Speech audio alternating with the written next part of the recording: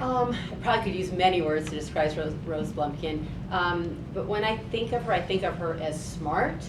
I think of her as very determined.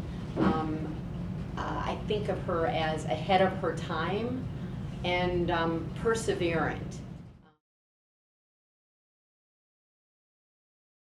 In 1917, Rose Blumkin immigrated to the United States from Russia by means of the Trans-Siberian Railway. As a Jewish woman in a new country, life was not always easy, but she had incredible aspirations for opportunities in America. She came alone. My grandfather had come in 1914, so she had an amazing, challenging journey coming over through the Trans-Siberian Railroad into Japan, and then a peanut boat from Japan to Seattle. Well, it wasn't easy, but she came to Fort Dodge, Iowa. That was her first stop, and there weren't any Jewish people there, so she said to my father, I think I want to move to a big city where there are more Jewish people. And she had to learn English because she didn't know English when she got here. And the ladies next door said, our father died, and she said, that's nice. And then when she was told what she had said, she said, I got to get out of here. She didn't realize she had said something wrong. Rose Blumkin founded Nebraska Furniture Mart in 1937 in the basement of her husband's pawn shop. Mrs. B took out a few loans and paid them back quickly, selling her furniture at only a 10% markup. Rose Blumkin's store quickly grew to be America's largest home furnishing store.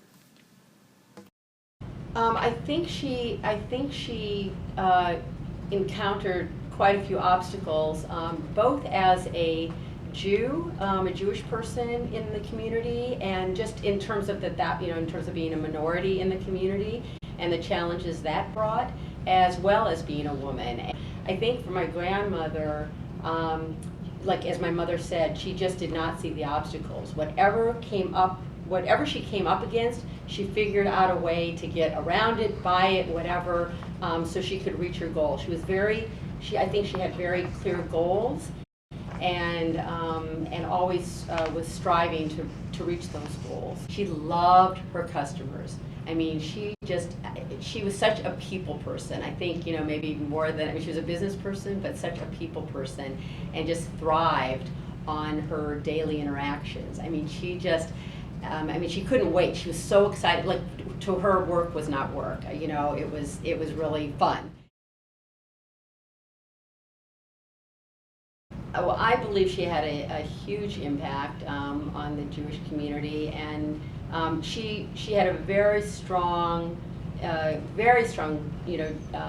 sense of being a Jewish person. Her Jewish identity, felt very positive about it, and was very philanthropic, in the community. And she just believed, and I think it was, an important part in the Jewish community, but also the community, in the wider community. She always was very, very grateful, and always in terms of her success and everything. And she really always wanted to give back to the community. So I know there are many stories that I don't know about. I mean, I heard some stories, but when there were floods, or when there was this, or when there was that, she was always willing to contribute, like to give, if people needed carpet, or people needed furniture, or people needed, whatever, to deal, especially with kinds of like natural, disasters and emergencies and stuff. She was quite generous, and I think she was quite generous again. Some of it was public, but I think a lot of it was private as well.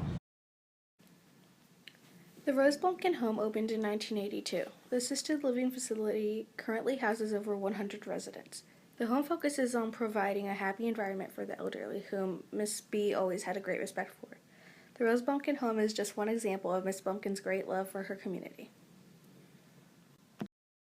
Very much in terms of, she had great respect for older people herself. And particularly, she really, really admired her own mother, who worked hard in Belarus, in White Russia, where she came from, and always had great concern about older people being taken care of in their older years.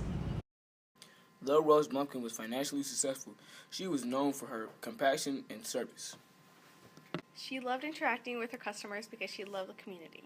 Mrs. B. goal was to always give back. This made her a local hero and an inspiration to all.